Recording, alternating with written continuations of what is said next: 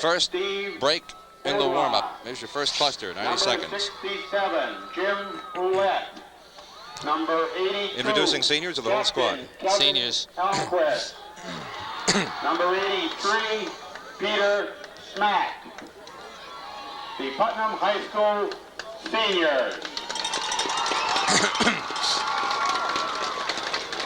Introducing the Killingly Redmen seniors playing their final game. He didn't dress Humes at all. He said he might dress him. He got a busted foot there. Number 38, fifth from the end, right in.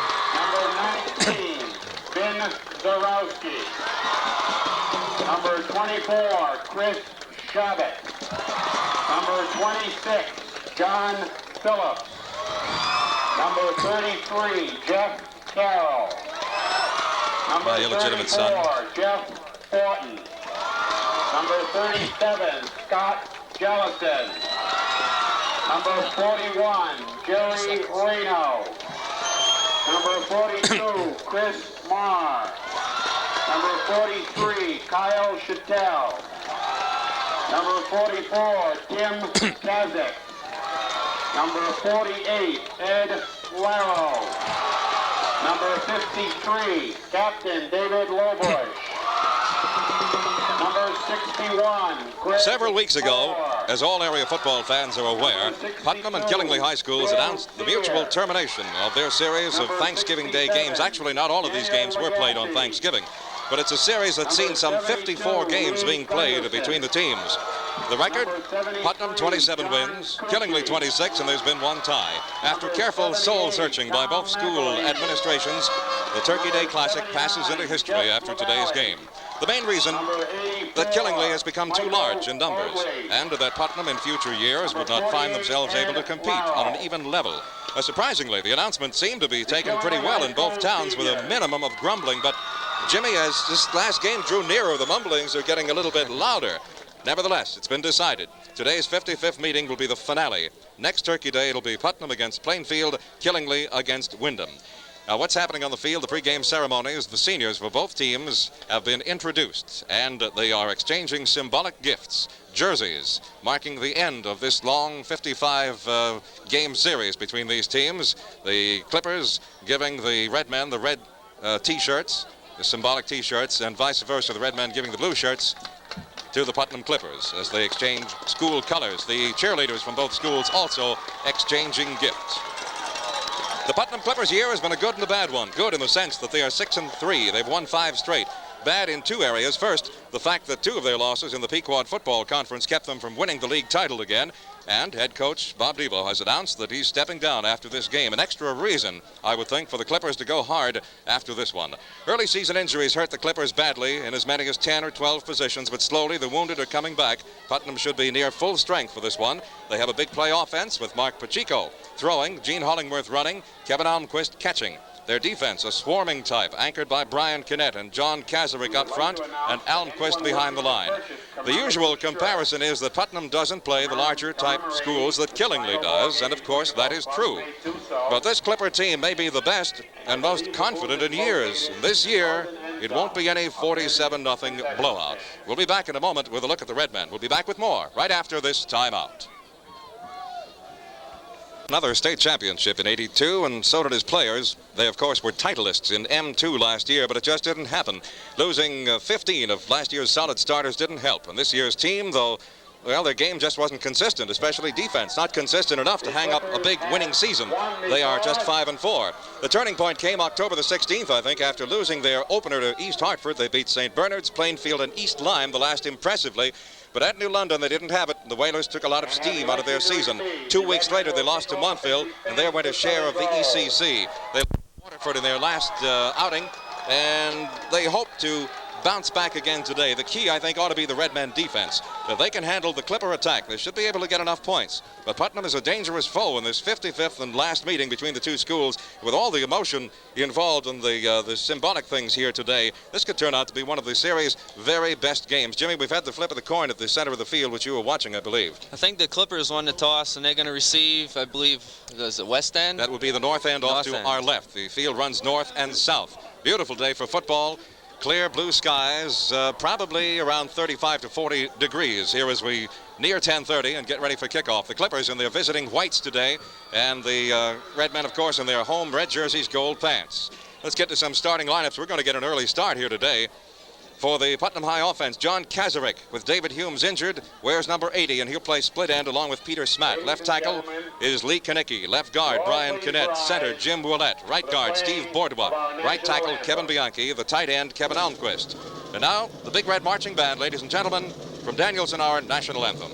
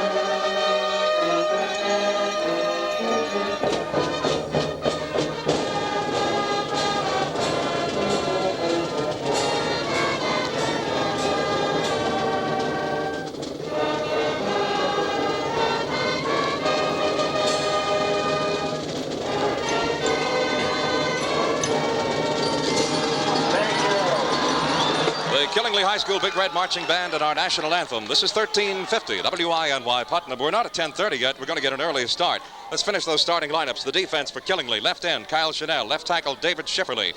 Nose guard, Greg Moore. Right tackle, Lee Gunderson. Right end, Tom McElhaney. Monster back, Chris Marr.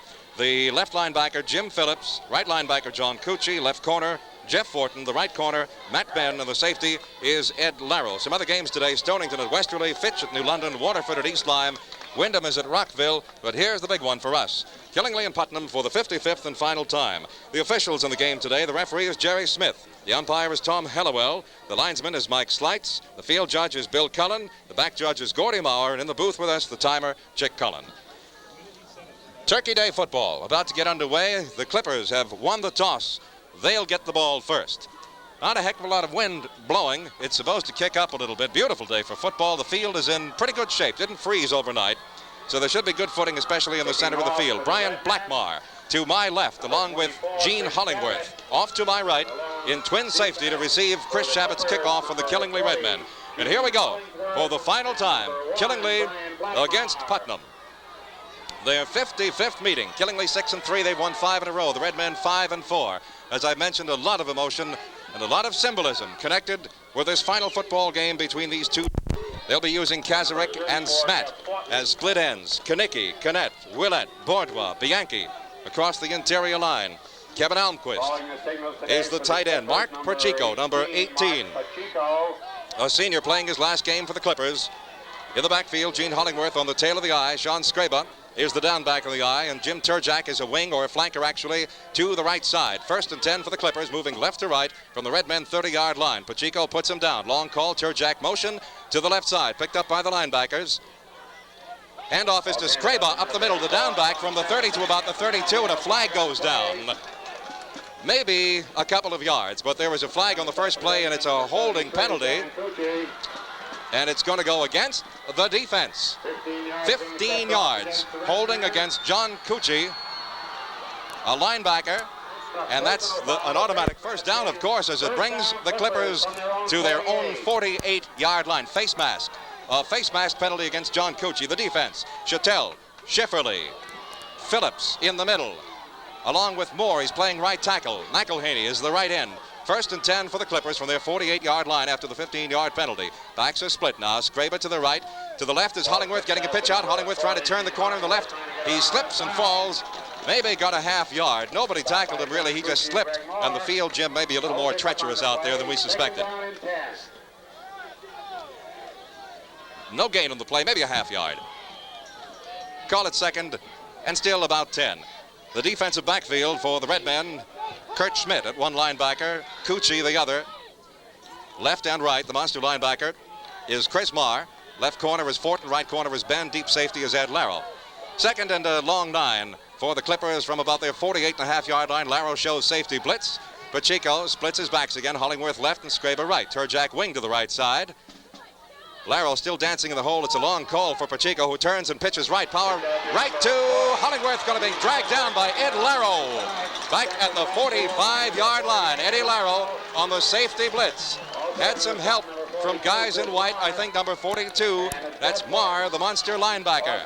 Loss on the play of 3 yards back to the 45-yard line. The Clipper 45. It will be 3rd and 13. And that's what the Redmen defense has to do today, Jim. I think the key in this game, the Redmen defense stopping the Clipper offense. If they can stop the Putnam rush, they're going to have a good day today because the offense can score off some points and they could win this game easily. Jimmy Willett brings him out. He's the center for the Clippers. 3rd and about 13 for the Clippers from their 45-yard line after the loss. Backs are split. Again, it's Hollingworth left, Scraber right. Turjak wing to the right side. Scraber using a long call as he goes back, play action pass. He wants to throw down the left side, and it's going to be intercepted by Ed Laro at about the 30-yard line of the Redmen. Back to the 35, to the 40, still going to the 40.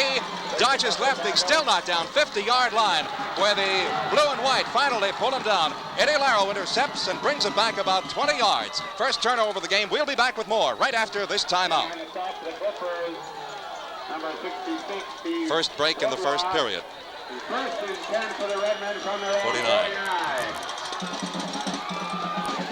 I can see it going now. Calling the signals today for the Redmen, number 12, Mike Moore.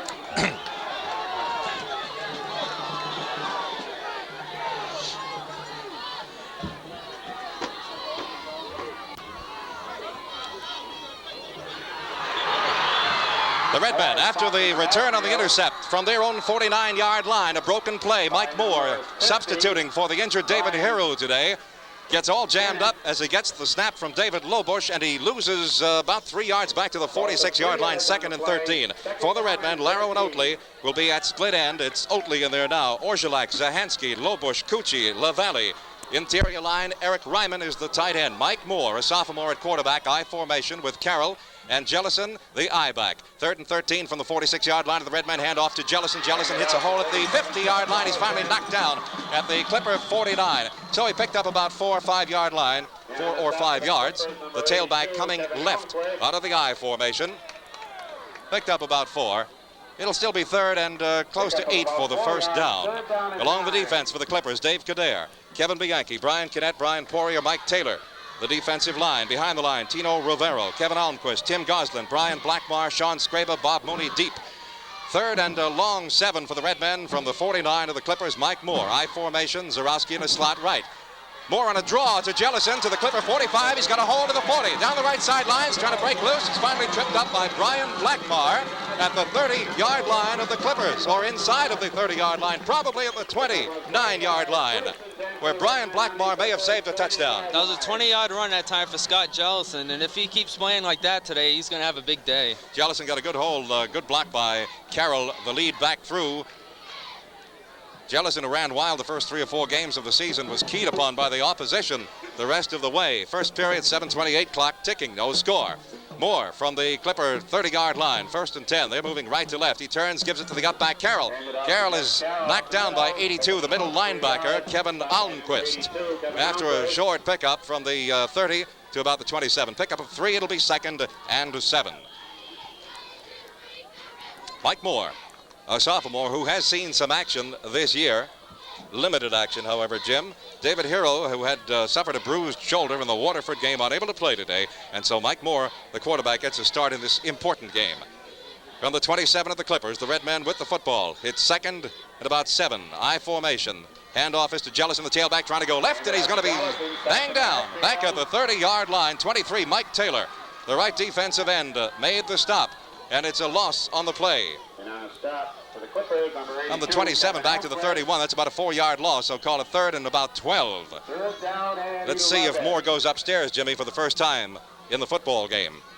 It'll be interesting to see if he does. He hasn't had too much experience passing, but what we've seen, he's been pretty good. He puts Laro split to the left. Zarowski is flanked to the right side. I formation again, 3rd and about 11 and a half.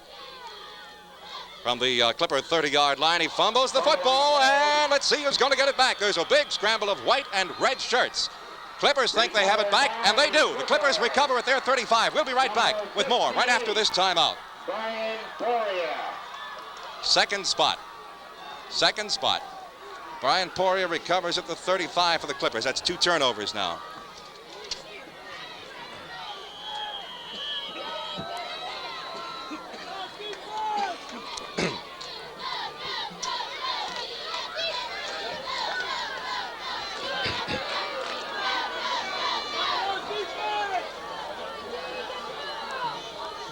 Brian Poirier recovers the fumble for the Clippers. Mike Moore's fumble, and the Clippers have it at their own 35, 1st and 10. So 2 turnovers and they're even Steven. Pacheco splits his backs again from his own 35-yard line, moving on the left side of the line. That's Kaczmarek, the split end, moved first. Handoff was to Hollingworth, who got about 5 or 6 yards to the 40, but that's going to come back. Procedure penalty against the Clippers, something that the Clippers down through the years have hurt themselves with, Jimmy. That'll cost them 5 from the 35 back to the 30. The original line of scrimmage, the 35. They bring it back to the 30-yard line. Procedure against Putnam. It'll be 1st and 15 as they replay the down. Already today we've seen 2 mistakes, a couple of penalties. It's gone on all year, and mistakes have hurt both teams. If they want to win this game, they cannot keep doing this throughout. Right, there have been 2 turnovers. The Clippers were intercepted on their first possession, and the Redmen fumbled on their first possession. Both teams lost the football on those occasions.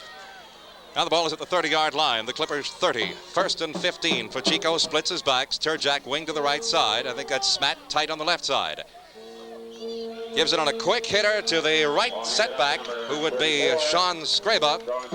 Maybe a yard to the 31. It'll be 2nd and 14. Ed Laro, the safety man, who's shown blitz a number of times early in this football game, making the tackle. Chattel, Schifferly, Phillips, Moore, McElhaney along the defensive line. Marr, Cucci, and Kurt Schmidt, the linebackers. The deep backs are Laro at safety. To the left side, Fortin, and to the right side, Ben. We have an injury timeout. One of the Clippers is hurt, so we have a timeout on the field. We'll be back with more right after this timeout. That's 3, Gary, so now we can ease up a little bit. I've got 4:37 left. Who's that, Kinnett? Number 50. That's Kinnett, yeah, left tackle. Looks to be his hand.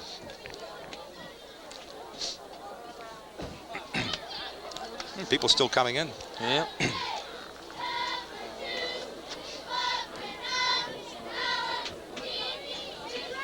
Frank Carroll at Killingly High School field with Jim Boulay, the 55th and final meeting between Killingly and Putnam High Schools, and we had an injury timeout on the field.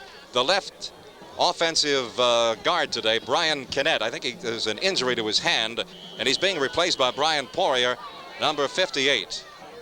Now let's see if they move him outside, move Kanicki back into a guard. They may do that.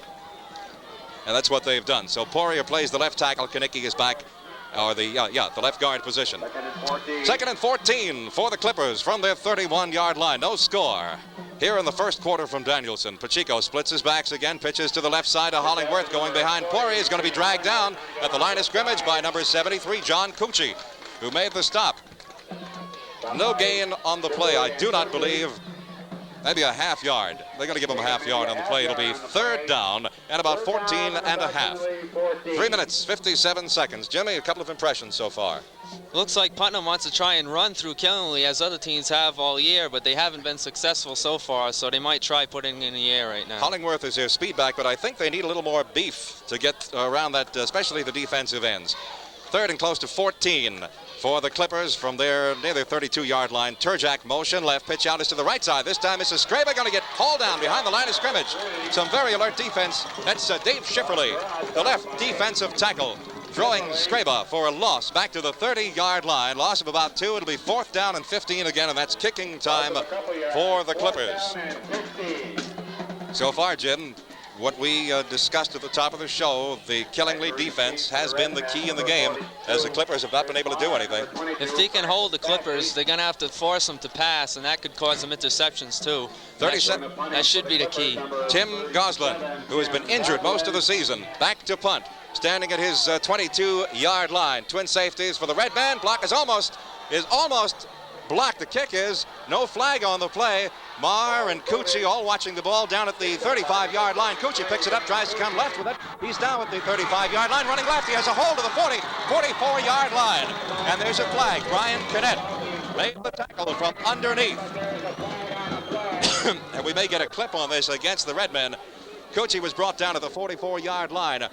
Somebody put on a lot of pressure against Tim Goslin. He ran into Goslin, actually, and there was no flag thrown. I thought maybe there should have been. There certainly was contact. Goslin got the punt away down the left side.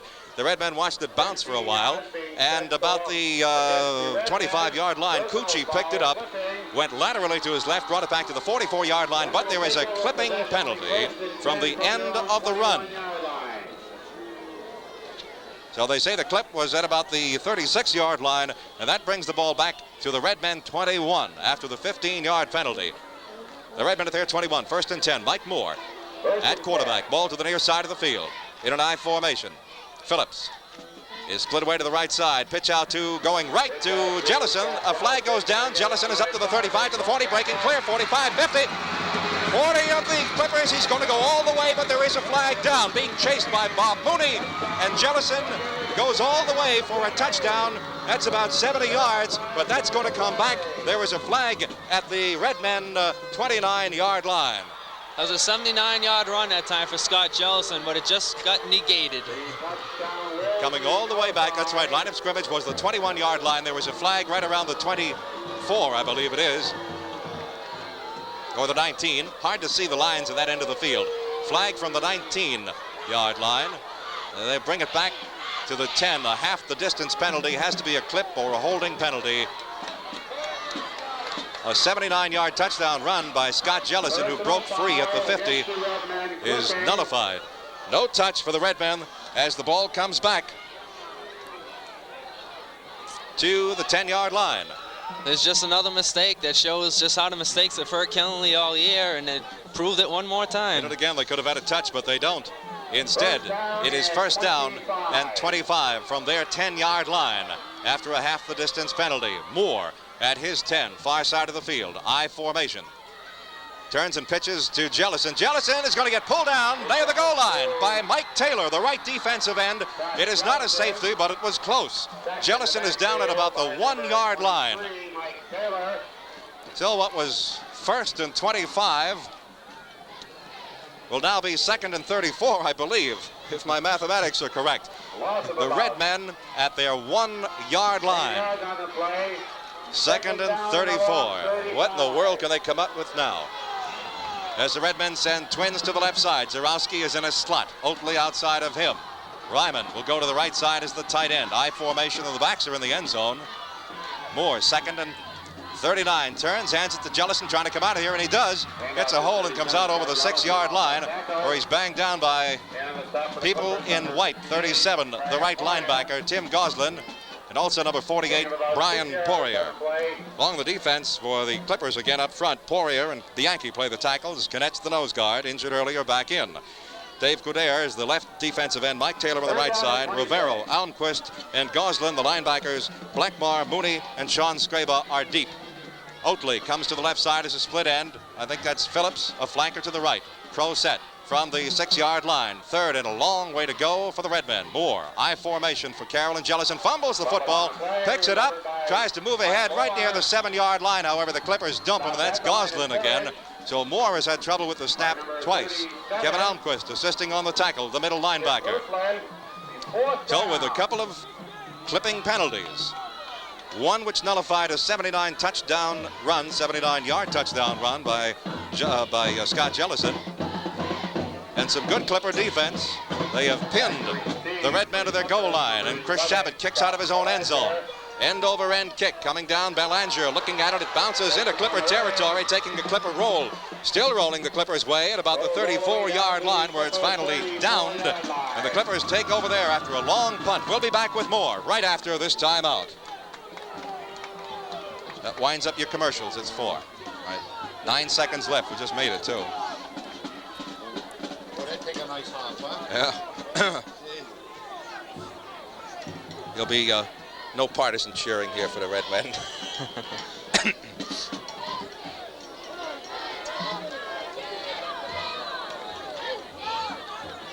And that is the end of a scoreless first period. Back at Killingly, Frank Carroll and Jim Boulay, and the clock runs out before they can get another playoff. And so at the end of the first quarter, there is no score. Putnam nothing, Killingly nothing. Both offenses having difficulty moving the football. Both offenses turning the football over, and Killingly getting hurt by 2 long clipping penalties, one of which Jim has nullified that 79-yard touchdown run by Scott Jellison. Just those mistakes again and again and again. They keep happening. They keep costing the Redmen, and still something happens. How about yardage on that punt? That was a nice punt by Chris Shabbat of 59 yards that time. All right, and it gives the Clippers possession at their 34-yard line. Now they, all in white, are moving right to left. No score. Top of the second quarter from Danielson. Mark Pacheco has Hollingworth left and Sean Scraber right. Split backs. Turjack in motion to the left side. 1st and 10 for the Clippers. Their 34-yard line. It's an inside counter. It is Sean Scraber from the 34, maybe to the 36, before the left side of the defense. Stop by number 34. Makes the stop. 34, Jeff Fortin, who's coming up, or did come up from a left corner to make the stop, and he had some help from Schifferle, the left tackle, and Kyle Chattel, the left end. It'll be 2nd down and 8 with the ball now at the 36-yard line of the Clippers. Certainly a perfect day to play football. I haven't mentioned the crowd yet, but wow, I just looked into that south end zone, and they are hanging off the fences down there. Maybe one of the biggest crowds ever in this series. 2nd and 8 for the Clippers. Pacheco splits his back. Turjack, flanker to the right side. Hand off to the left back. It's Hollingworth, the left setback, coming up and stopped by the right side of the defense. Not a lot, maybe a yard on that. It'll be 3rd and 7 for the Putnam Clippers at their 37-yard line. 3rd and 7. As Jimmy indicated a couple of times, Clippers don't seem to be able to move the football on the ground. That would force Mark Pacheco to pass. He can, and he has some people who can catch the ball and go. Whether or not he is going to be able to do that is up to the Killingly defense. They've intercepted him once. 3rd and 7 for the Clippers from their 36-yard line. I formation again, and back goes Pacheco to pass. Play action down the left side. Complete to Elmquist, 48 of the Redmen, to the 40 of the Redmen, to the 30 of the Redmen, to the 20 of the Redmen. Beat chased by Fortin, who pulls him out of bounds at the 7-yard line and saved a Clipper touchdown. Elmquist, number 82. The tight end on the left side. Nice faking in the backfield by Pacheco, who lofted it downfield just about 15 yards, and Almquist took it the rest of the way, and Fortin saved the touchdown. That was a 55-yard pass that time from Pacheco to Almquist, and it's a 1st down and a Redmen 8-yard line. On the 8, and the Redmen send in their goal line defense, and the Clippers come up. We said all along this wouldn't be a 47-0 blowout. I think both teams knew it. A flag goes down, somebody over the football. Maybe for the Redmen it was. Ball was at the 8. And I think it's an encroachment penalty. It is. Against the Redmen, that puts the Clippers a little bit closer, half the distance. It's at the 4 for an offside against the Redmen defensive unit. 1st and goal for the Clippers from their 4-yard line, about the 4.5-yard line. Timeout on the field. We'll be back with more right after this timeout. First spot, 2nd period.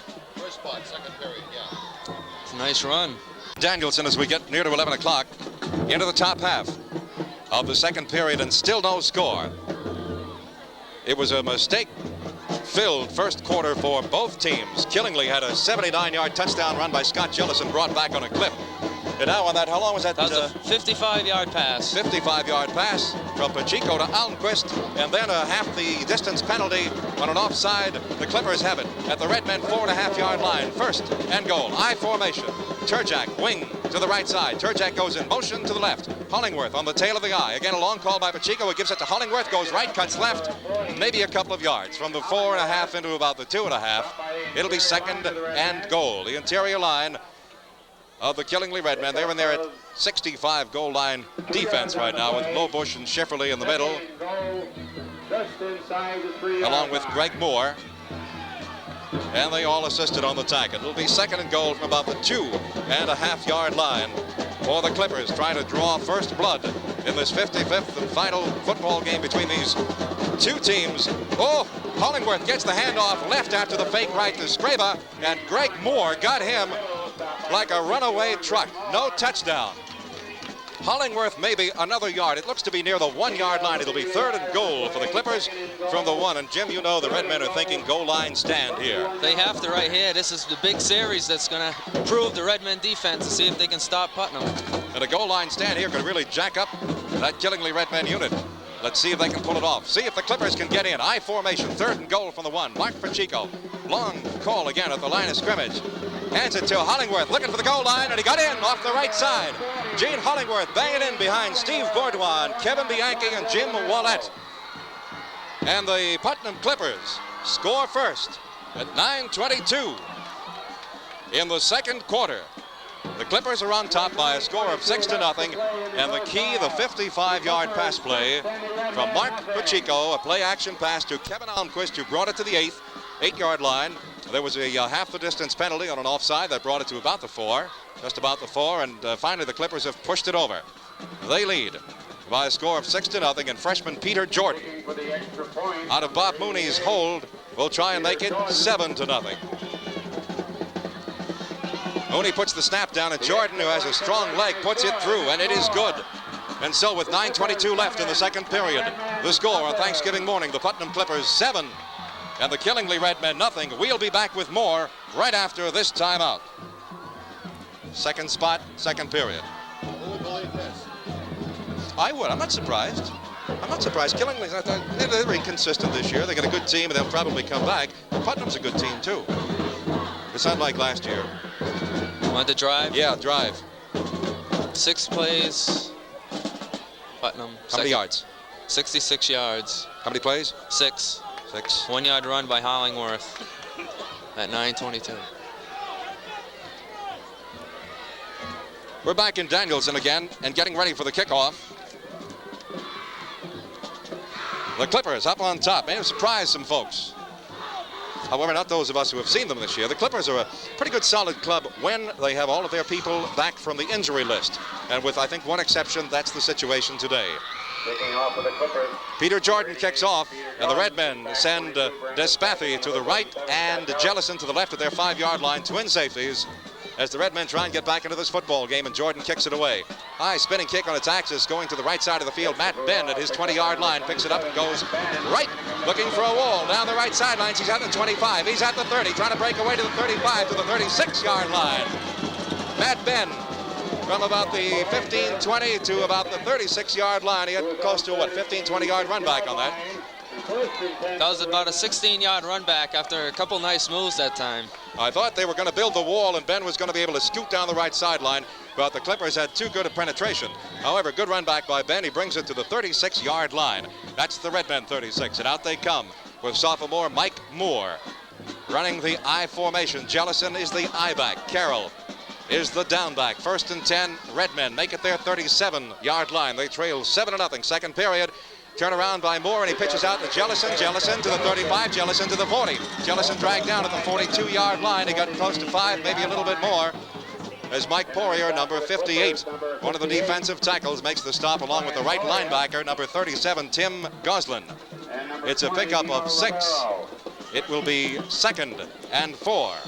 Pickup of 6 yards, second For the down Killingly and 4. Redmen, the ball is at their 43-yard line, or very close to it. Larrow split wide to the right. Phillips, flanker to the left. Pro-I formation for the Redmen on 2nd and 4. Moore takes a snap, turns, hands it to the down back. Carroll, who's loose to the 50. In Clipper territory to the 40. Trying to break away down the right sidelines. Is finally tripped up by 45. Bob Mooney, the safety man. Quick hitter to the down back. Jeff Carroll, it comes up limping a little, but a big pickup. That was a 20-yard run by Jeff Carroll and gives the Redmen a first down on the Clippers' 37-yard line. All right. The Redmen coming right back, and the Clipper defense know they're going to have to dig in because Jellison is always a threat to break it, but so is Carroll, who in the second half of the season has run well in tandem with Jellison. The Redmen after the pickup by Carroll at their 37, at the Clipper 37-yard line, where it's 1st and 10. Mike Moore, a sophomore at quarterback today, as Oatley splits left, turns, tries to hand it to Jellison, and there's a fumble, and Moore gets it back. Moore fumbling back at the 37-yard line. At the 42, I beg your pardon. They're going to lose about 5 on the fumble. Moore having trouble again. Pressure from Kurt Almquist, I believe, the middle linebacker for the Clippers. having trouble with the snap today with his center, David Lobush. Has fumbled again and lost 5 back to the Clipper 42. So they'll they won't replay the down. It is second down, but it's 2nd and 15 now for the Redmen, taking a little pressure off the Clipper defensive unit. Back split, Jellison right, Carroll left. Phillips flank to the left side. Moore coming up. He's in the grasp of 2 or 3 Clippers, trying to flip one over the middle. Nobody near him. Lara was probably the closest, and he was 7 or 8 yards downfield, running a curl in, a deep curl in.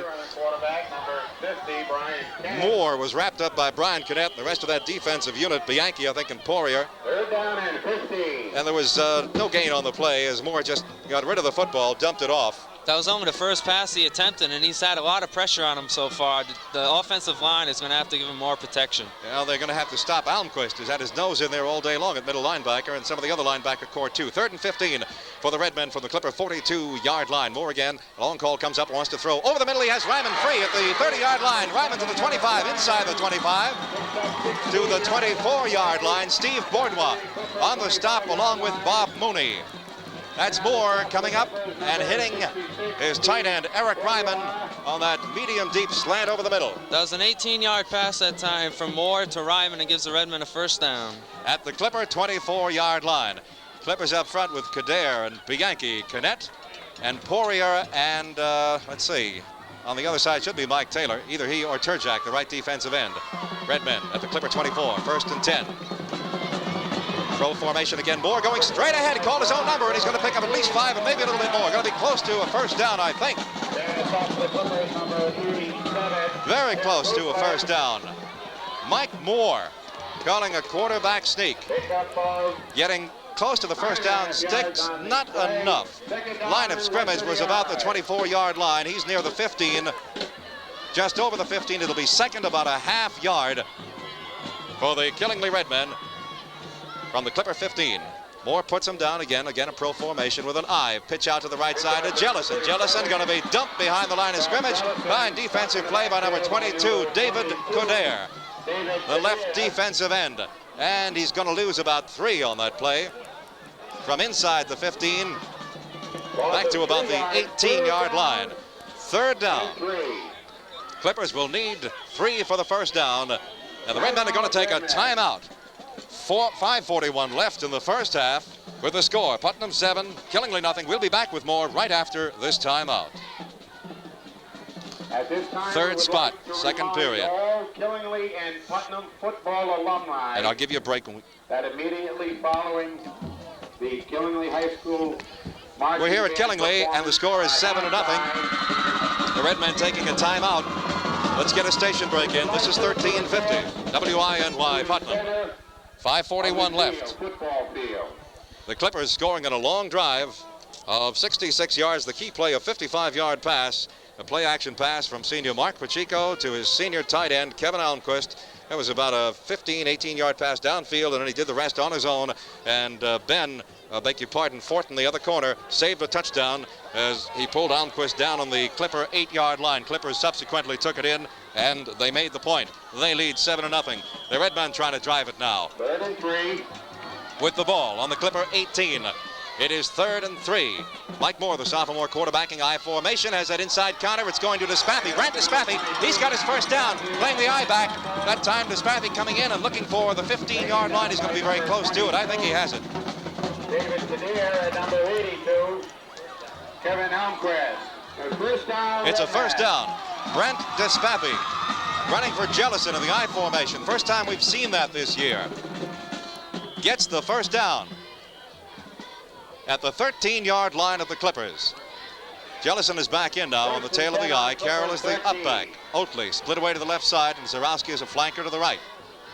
1st and 10 for the Redmen from the Clipper 13-yard line. Moore hands it to Jellison. There's a hole on the right side with Carroll leading the way. There goes Jellison to the 7-yard line. And there's a flag, I think, on the play. Looking for it.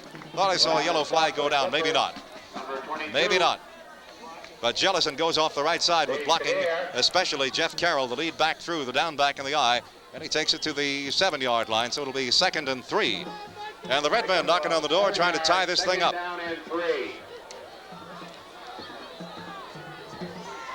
Clippers deploying. Behind that line, they've got Bourdois in there now, along with Bianchi, and I think Yeah. We'll get back to that in a moment. As the Redmen send Phillips in motion to the left side. Moore turns, a flag in the air, hand off to Jellison. Jellison back to about the line of scrimmage, and that's about it. A flag in the offensive backfield, and that's a procedure penalty that'll go against Killingly. So what was 2nd and 3 from about the 8-yard line, Jim. They're going to tack on something here. I thought I heard illegal receiver downfield. Line of scrimmage was the 7. They'll bring it out 5 yards. There's a procedure penalty to the 12. So it'll be 2nd, and instead of 3, it'll be 2nd and 8. There's another case where a penalty has hurt them. Mistakes have hurt Redmen all year. They just can't do this because their inability to score within a 20 has hurt them. And Putnam is a good unit this year. Certainly no pushover. 2nd and 8.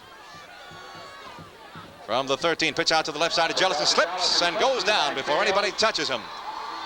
Finally gets a touch from Kinnett, but there's another 3-yard loss for Jellison. Taking the pitch, going left, Carroll out in front, trying to turn it right. A sharp cut up field, slipped out there. The field apparently getting a little bit slippery, and a loss all the way back. 3rd and about 13. Let's see, the ball is at the 17-yard line now. So it is 3rd and 13 for the Killingly Redmen from the Clipper 17-yard line. Moore again with an I formation, turns, has trouble with the snap, goes back this time, getting some heat, fires it over the middle into the end zone. Going to be intercepted, not quite, I don't believe. Scraber had it for a moment. Mooney has intercepted back about the 1-yard line of the Clippers, breaks the back of the Redmen drive. We'll be back with more right after this timeout. Okay, that's only the 3rd. I gave you a cue before. Somebody missed it up there. I just called him on the phone. Who's on? Gary was showing my heart to her. That's 3. I'll try to get the 4th one in for you. And intercepted in the end zone. They bring it out to the 20.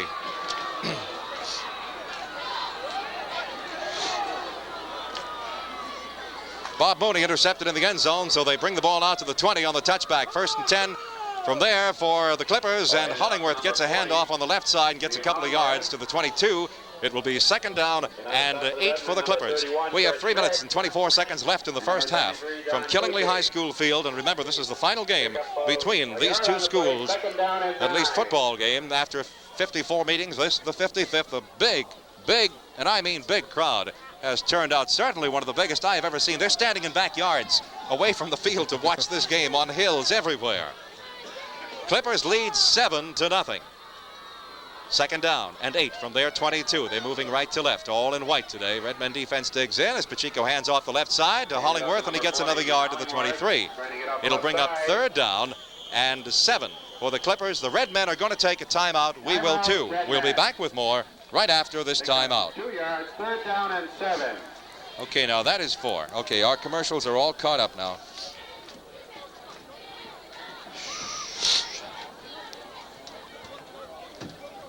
Sloppy game, huh? Sloppy, though.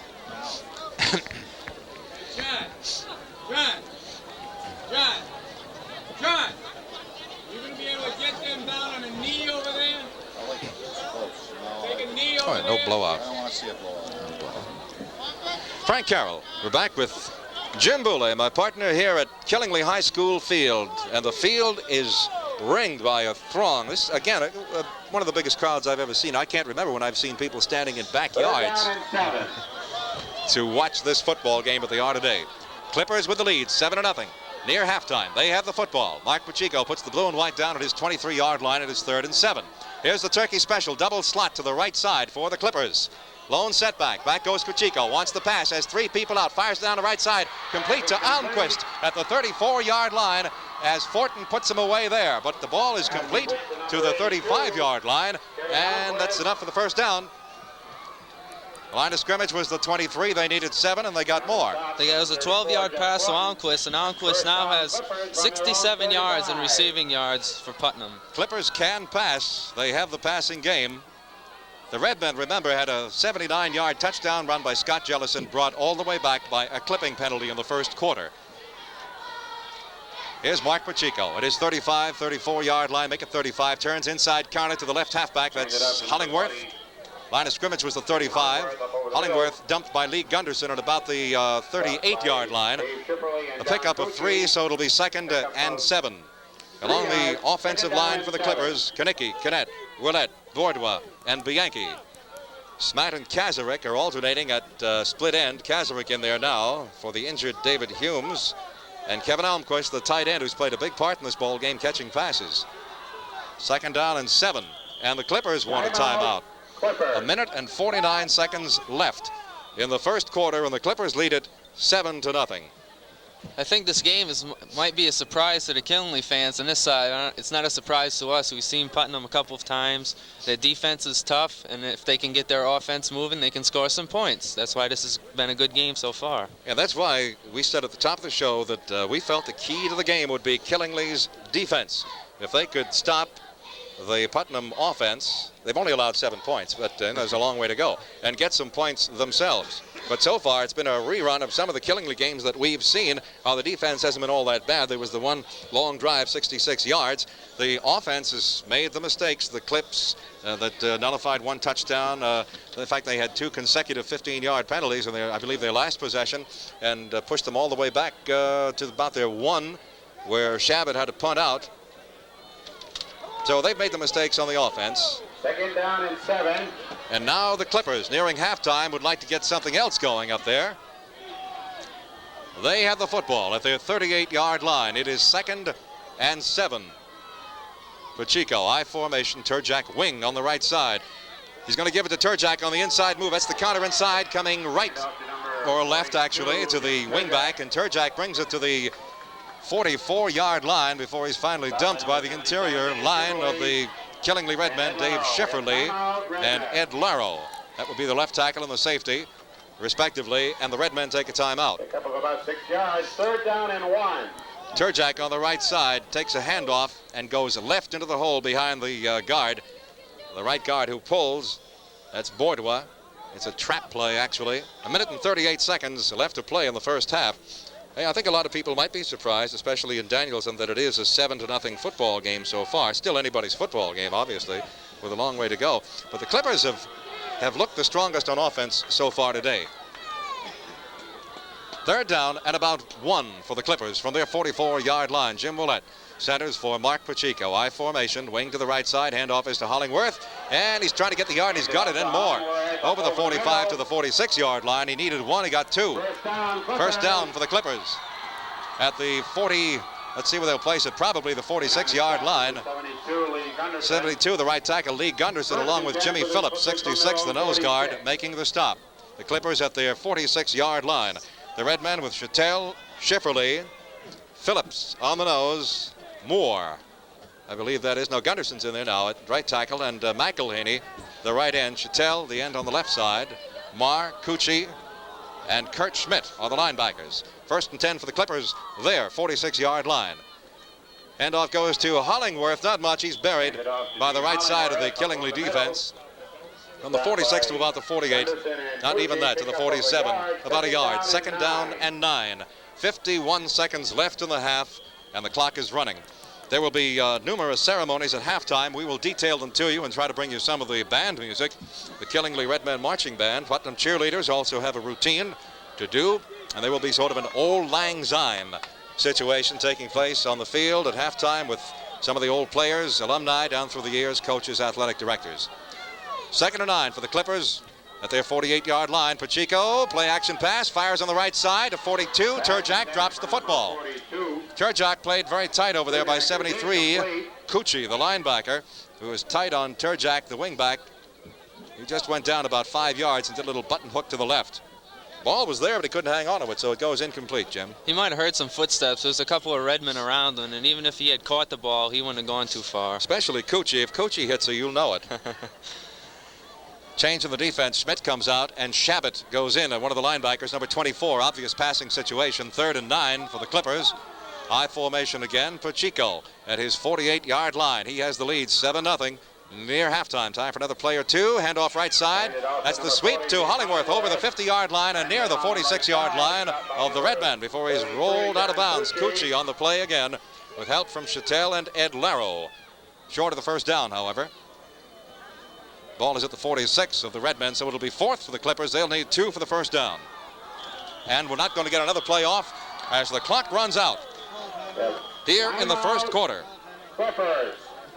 Clippers took a timeout. We have time left. There are 2 seconds left, the timer tells us, so they'll back up the clock. The Clippers call time with 2 seconds left. I don't know, are they going to sit on it, or is Pacheco going to go long here for a 46-yarder? I think he might go for it. Why not? It's 2 seconds left. It's intercepted. I don't think they're going to run it back, so we might as well try and go for it. Exactly. So Bob Debo and company are out there talking it over right now. The Redmen had a touchdown of 79 yards called back in the first quarter on a clipping penalty. Scott Jellison took it and went, broke off the middle, broke to the right, went down the right sidelines, was free at the 50, outraced the Clippers secondary, but it all came back on the clipping penalty. The Putnam Clippers, I wish they'd changed their name as a football team. The Putnam Clippers did put a drive together, 66 yards, the key a 55-yard pass play from Pacheco to Almquist, scoring at 9:22 of the second period. Hollingworth banging it in on the right side from 1 yard out. Peter Jordan made the conversion, 7-0, and that's exactly where we are right now. The Clippers leading 7-0, and just 2 seconds left in the first half. The Clippers with the football, short of the first down. They're at the Redmen 46-yard line. It is 4th down, about 1.5 yards, call it 2 for the first down. A very, very close ball game so far, and I think the stick out, Jim, I think you'll agree with me, is the Clipper, or the Redmen rather, offensive mistakes. Been the name of the game so far. Pacheco goes back to pass. Chattel is all over him. He slipped and fell anyway before Chattel could get there. Slipped in the middle of the field, which is getting slick.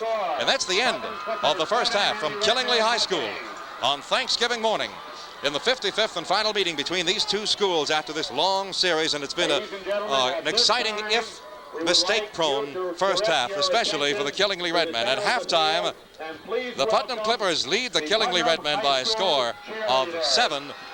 Now, the Putnam cheerleaders are coming on to do their routine, and we have some things to do here, scoring, and we'll tell you what's going on at halftime, and Jimmy, of course, with statistics. Please report to the 50-yard line just inside the Killingly benches. Thank you. Ladies and gentlemen, happy Thanksgiving Day to all. Let's continue our fine halftime show by giving a big welcome to the Killingly High School Big Red Marching Band.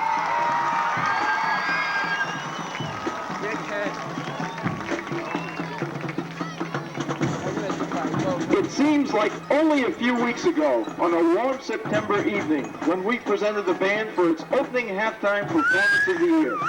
Today marks the final show of the 1982 season. Today is a special one for a group of band members who will be participating in their last halftime show. As is our custom, we would like to salute the seniors of Big Red.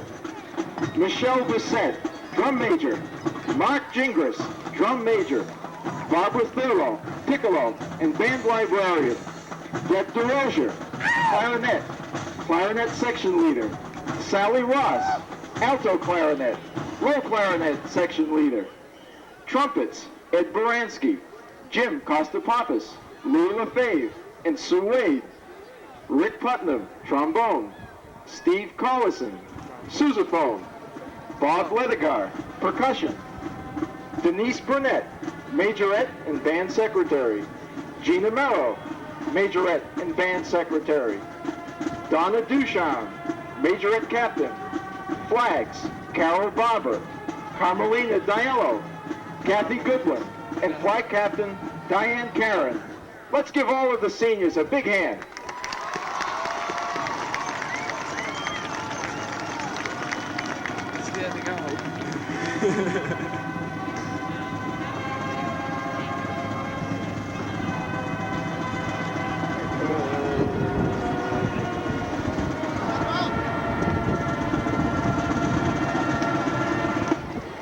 Now, a few words about today's performance. Big Red will explode off the line with the Spanish rhythms of Aztec Fire, followed by a percussion number entitled Drum Solo. The concert piece, featuring the majorettes, is the Benny Goodman arrangement of the old familiar swing tune, Sing, Sing, Sing. The show will close with Still and a reprise of Aztec Fire. Go Big Red! Ow!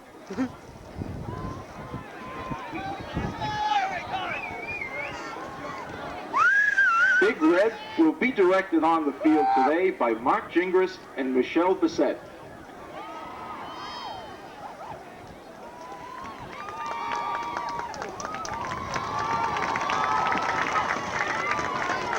Ladies and gentlemen, we are proud to present, under the direction of Mr. John Kaczynski, assisted by Mr. Jerry Christopic, for your enjoyment, the Killingly High School Big Red Marching Band.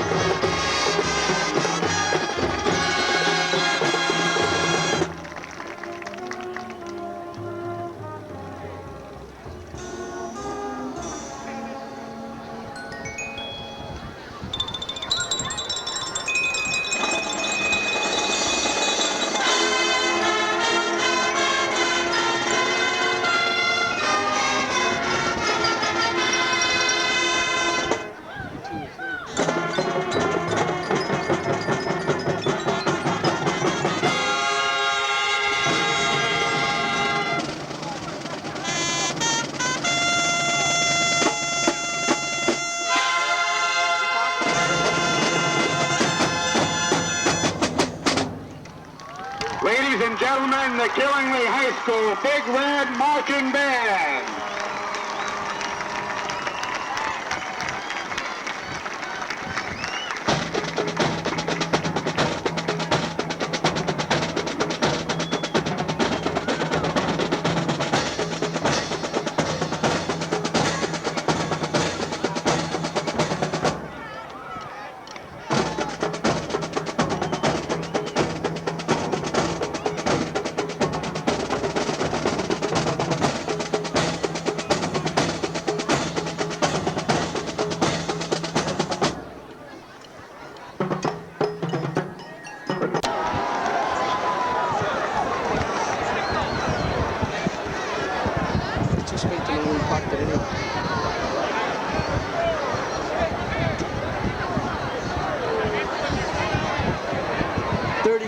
There can't be too many of those left.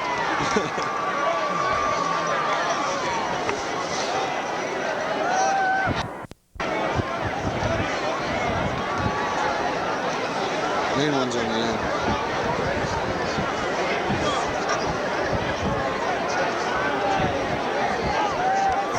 Mr. Duke played for Putnam, I didn't know that. Nullified should be down there.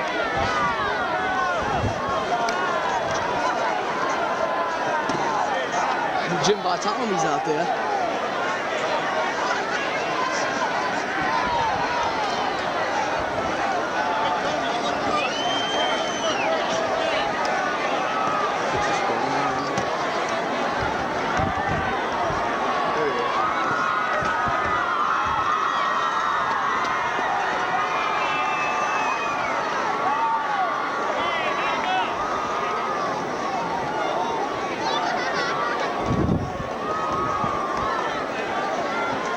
They can't fix it.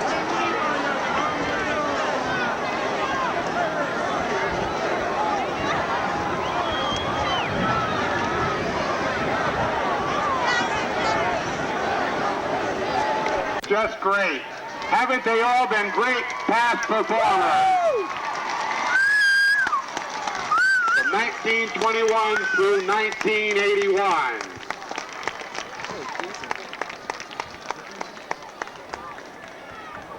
It is doubtful that the architects of the first Killingly-Putnam football game back in 1921 could have envisioned the lasting rivalry or memories that they were about to create. The fact that the game has sustained through 55 meetings is a credit to its creators. The participants on both sides of the line, those involved in the continual organization, and tremendously loyal fans, each of whom has a special memory of some game. As we draw the final curtain, we ask you to help us recall some of the memories and people who are a big or small part of the long rivalry. Killingly's first leader was Coach Hopper in 1921, followed by Walter Bruce in 1922 and 23, and Ralph Brundage in 1924 through 1926, who has sent the following message from Lake Worth, Florida. I wish success to Killingly High School in the long existing rivalry between the two communities, and with both schools' success against future opponents. This rivalry was one of the best things to happen in Eastern Connecticut. Signed, Ralph Brundage. Their counterpart in Putnam from 1921 to 1925 was J.P. Smith, followed from 1926 to 1930 by Lorton Noyce. Has had only two athletic directors in these positions when these positions were added to their respective programs. Earlier, we skimmed over the name of one Putnam coach so that he could more appropriately be introduced in a position where he spent 34 years as athletic director and has been a part of the educational system in Putnam since 1937. Ladies and gentlemen, please welcome Mr. George St. Marie.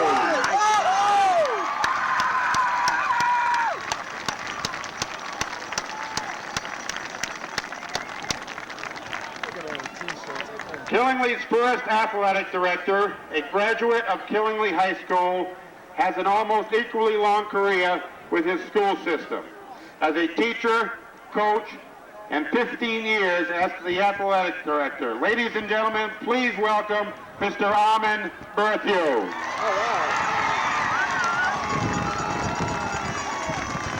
Good job. The current athletic directors have a difficult task ahead if they hope to match the tenure of their predecessors. Please welcome from Putnam, Mr. Tony Pelzerano. All right, Tony! The athletic director from Killingly, Mr. Nelson Kay.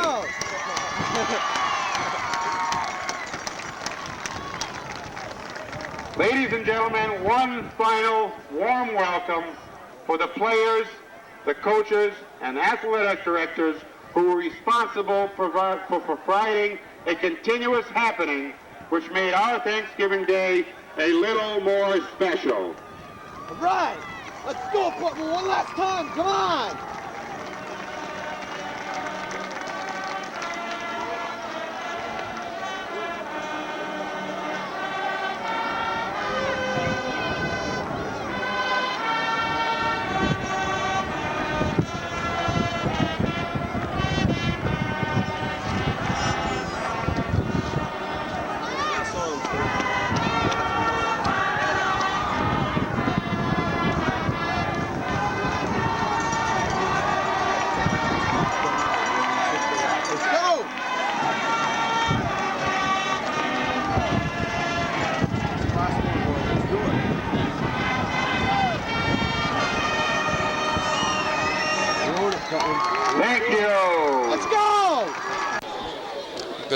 around with a few more stats for us.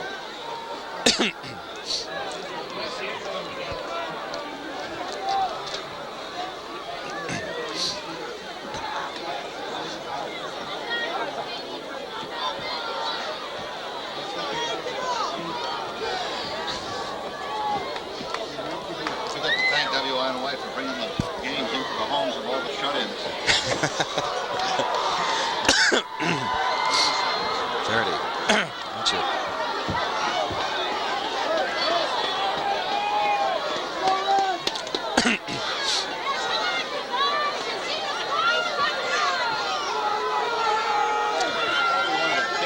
Probably the biggest listening thing we do all year. See the crowd out there?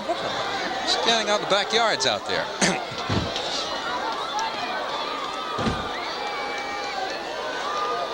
We're back at Killingly. Halftime ceremonies, old lang syne nostalgia, symbolism concluded. Now we're back to football, which is what we're here for. The Putnam Clippers lead 7-0 as we get ready for third period action. And Peter Jordan will tee the ball up on his 40-yard line for the Clippers, and the Redmen get the football to open the second half. They only score in a mistake-prone first half. Most of the mistakes from the Killingly offensive unit. They only score, the Putnam Clippers going 66 yards in 6 plays, scoring at 9:22 of the second period, with 9:22 left, actually. Hollingworth from 1 yard out, Peter Jordan with a kick, 7-0, and again the key play in that drive, a 55-yard pass from Mark Pacheco to Kevin Almquist that took the ball to the 8. A half the distance penalty brought it to the 4. Hollingworth punched it over from the 1 a few plays later. The Redmen had a 79-yard touchdown romp by Scott Jellison, brought back on a clip in the first quarter. Jim, some overall stats again, maybe the totals. For Killingly, they had 65 total yards on 20 offensive plays, while Putnam had 88 total yards on 23 offensive plays. And it's been the Redmen penalties that have hurt them, especially that clipping penalty. Yeah, that's the one that nullified the touchdown. There's a few others that gave him bad field position. Taking a little while here to, excuse me, get the second half started. I'm wondering at the condition of the field. It did not look too bad earlier today, a few hours ago, and Jim and I were out there, but the sun's been beating down on it now, probably since about 7 o'clock or so, 7:30, and it's getting warmer all the time. And the middle of this field, about from the 35s, and for a spread of maybe 20 yards across the center of the field is skin. There's no grass living out there. And we saw a few slips just before halftime, so I think it's getting a little bit slick out there. That might be a factor in the game, but I don't think it should prove to be the determining factor in the outcome. Both defenses have played pretty well, but Killingly needs to score points. Putnam is up on top, looking for their 6th win in a row. Last game for Bob Debo. The Redmen trying to come back. Send back to Spathey and Jellison.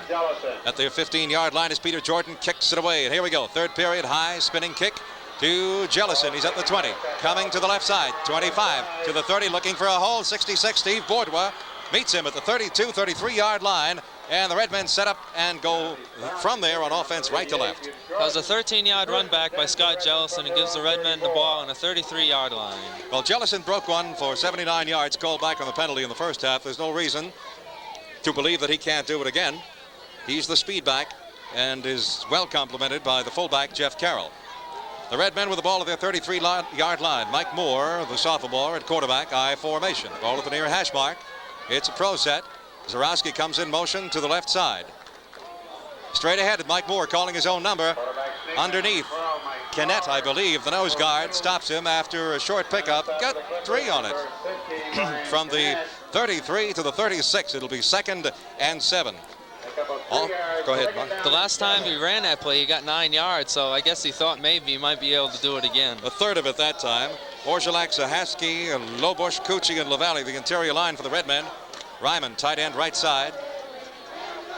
Larrow split away to the left side. 2nd and 7 for the Redmen. I formation. Carroll, a down back. Back goes Moore, wants to throw to Larrow. He throws behind him and out of bounds. And there's a flag on Steve Bourdois. It's either a face mask or an interference call against the Clipper defense. That was a very short pass pattern intended for Larrow down about 4 or 5 yards on the left sideline. A flag at the 42 of the Redmen, so they'll march it off from the previous line of scrimmage. Interference. Defensive pass interference against Steve Bourdois, the right linebacker.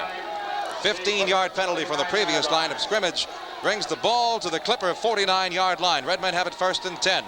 Oatley split away to the left with, I think, Phillips on the right side. Backs a split now for the Redmen. Moore again running the throttles, pitches wide to the left halfback Carroll. He finds yardage over the 45, inside the 45 of the Clippers to about the 42-yard line. And he got about 8 yards on that, 7 yards on it.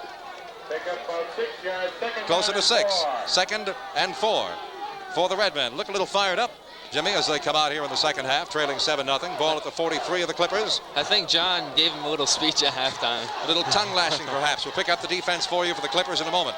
Right now, Moore has his 2nd and 6. From the Clipper 43.5-yard line. Sets his backs apart again. Wide open set. Pops it over the middle. Ryman has it complete and goes down at the 34-yard line of the Clippers' 1st down. Ryman running that short slant over the middle. Had to dive for the football, and he has it at the Clipper 34.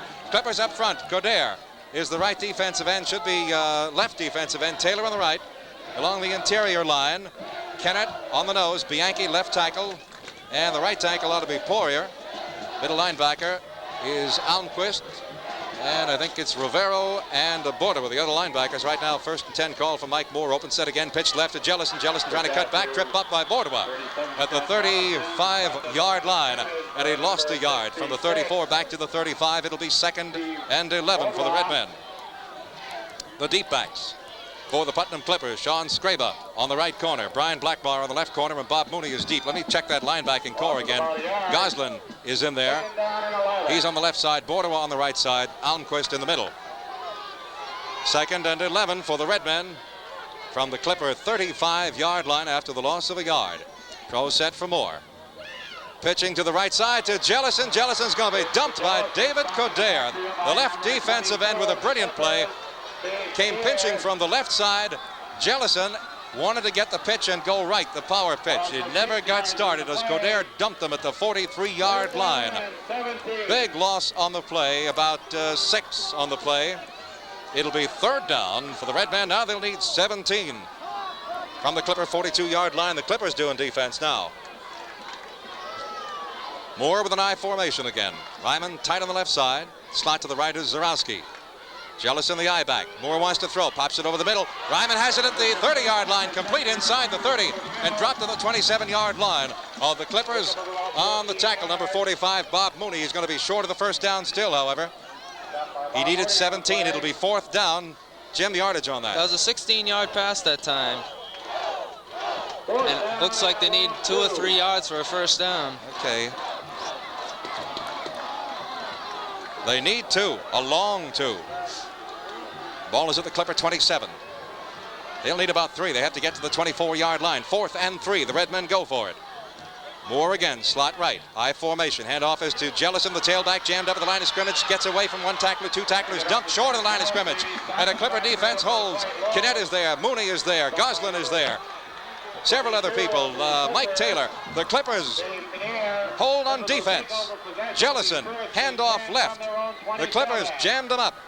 And the Clippers take it over on downs at their 27-yard line. We'll be back with more right after this timeout.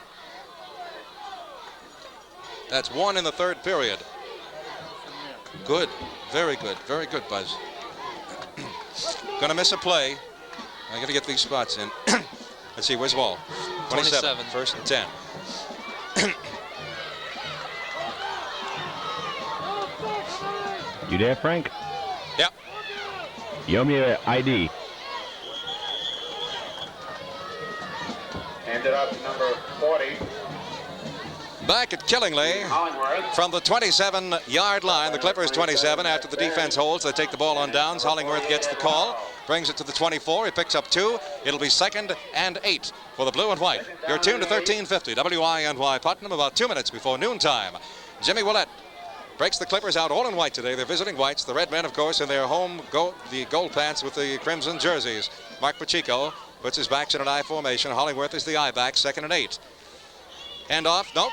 Play action pass coming up. Pacheco is getting a lot of heat. Throws down the left side. It's complete, I think, to Dave Morin. Complete at about the 33-yard line. Line of scrimmage was the 27. Didn't get much, maybe 4 on that, Jimmy, to about the 32-yard line. That'll bring up a 3rd and 6. Dave Morin, number 37, looked to be the intended receiver. John Kazarick wearing an 80 today. One of the alternating split ends for the Clippers comes in with a play. Peter Smatt, 83, is the other one. Kazarick in there now. Ball at the 32-yard line of the Clippers. 3rd and 6. Open set. Turjak is the wing to the right. Hollingworth goes in motion to the right side. Back goes Pacheco, gives it on that inside counter to Turjak, but the Redmen are waiting for him. Nothing. He lost about a half a yard. Smothered by the center of that Redmen defense. Scott Moore, number 61, one of the primary tacklers. John Cucci, 73, a linebacker. So the Redmen hold. It's 4th down and a long 7. The Clippers are going to have to punt. Both defenses have played very good so far in the second half, with Putnam stopping Killingly and Killingly now stopping Putnam. It's a 7-0 game. However, the Clippers leading, scoring at 9:22 in the second period. Now, Tim Goslin back to kick at about his 17-yard line. Gets the snap, getting heat, gets the ball away. Good punt. Marr takes it at his 38-yard line. Marr coming to the left, right on the 40-yard line now, over the 40, cutting to the left sidelines, 45, 50. Gets a block to the 41, 42-yard line of the Putnam Clippers. And some fine blocking. Kyle Chattel, number 43, threw one good block at about the Redmen 43-yard line. Good run back. And the Redmen will set it right up on the Clipper 40-yard line. The Clipper defense has to come out and do it again. That was a 22-yard run back that time for the Redmen, and they will start on the 40-yard line of the Clippers. Orzelak, Sahansky, Lobush, Cucci, LaValle, the interior line for the Redmen. Tight end is Ryman, flexed away a little to the left side. Slot formation right, Zarowski in the slot. 1st and 10, Moore wants to throw short. Not going nowhere, and he's going to be dumped all the way back into his own territory. Finally gets the ball away to number 37 for the Redmen, and that's Jellison coming out of the backfield, and they saved something out of that. Number 22, David Kader, had pushed Mike Moore all the way back to the Redmen 46-yard line. They did not whistle the ball dead, I don't believe, and they got the ball away. Jellison slipping out of the right side, picked it up, and there were bodies strewn all over the field after that play. Talk about ad-libbing. Jellison got the ball back to about the 41-yard line of the Clippers. It'll wind up about a yard loss, but it could have been about 15 yards on the loss. We'll be back with more right after this timeout. That's your second spot, Kurt. Don't forget to change my cassettes, please. They should have whistled that dead. Yeah.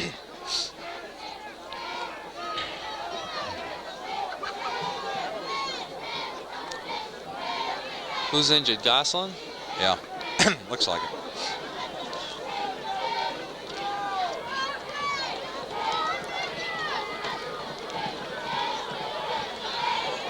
An injury time out of the field for Goslin. Tim Goslin walks off under his own steam, however, and is replaced by Tino Rivero at left linebacker for the Clippers. That ad-lib pass from Moore to Jellison got the ball back to the 41-yard line. It is 2nd and about 11 for the 1st down. Moore wants to throw again, sprinting to the right side. He's getting some heat. Rivero's got him by the shoulder pad, and Rivero pulls him down at the 45-yard line. Tino Rivero, just a freshman, pulls Mike Moore, the sophomore Redmen quarterback, down at the 45-yard line. Another loss. You have to hand it to the Clipper defense. They have come to play today, and they have done a fine job. Redmen defense hasn't been that much. They've been about the same, really. They've given up one touchdown drive by the Clippers. 7-0 is where we stand. Looks like the Clippers are more inspired so far, the way the defense is playing. And they have some reason for it. Their coach is leaving after this game. They want this one for Bob. 3rd down, about 14 now for the Redmen from the Clipper 45-yard line. Open set for Mike Moore. Pitches left to Jellison, trying to get outside. Steps a tackle behind the line of scrimmage. Pulls over the 45-yard line and finally is put away by Brian Kinnett and Tino Rivero at the 43-yard line of the Clippers. That's 4th down. The Redmen are still going to need about 13 for the 1st down, and that means a punt. So the Redmen offensive unit unable to move that football. And we're going to get a punt. Chris Shabbat and the punting unit come on for the Redmen. with 3:56 and the clock running here at Killingly High School Field in the third period. 7-0 Clippers. Chabot gets it away, angling for the left sideline, trying to get it out of bounds. He's not going to get it. Belanger watching it, and is finally downed by Ed Larrow at about the Redmen 40, or make it the Redmen 6-yard line. And there's a flag down upfield at about the 44, the Clipper 44, which would have been right near the line of scrimmage. Jim? Procedure against the Redmen. Procedure against the Redmen. And I'm sure the Clippers will take that one, because if they do not, they declined it, they'd be back on their own 6. So they'll push the Redmen back 5 yards from the 43 back to the 48, and we will replay the down, and the Redmen will have to punt again. The Clippers, of course, gambling. They can get a whole lot better field position out of a second punt than they did out of that first one. Belanger is in single safety. The other up men on the left wing is Pacheco, and on the right wing is Brian Blackmar. So Chabot standing inside his 40, tries to get it away again. He kicks it down the right side. Belanger again takes a look at it at about the 15-yard line, heads backward to the 10, and he's dumped. So they gained about 4 yards on the whole thing. We'll be back with more right after this timeout. Third spot, third period. Is it the 11? Who, Belanger? No. No. Oh, it's on a 10-yard. On the 10, right on the 10, yeah.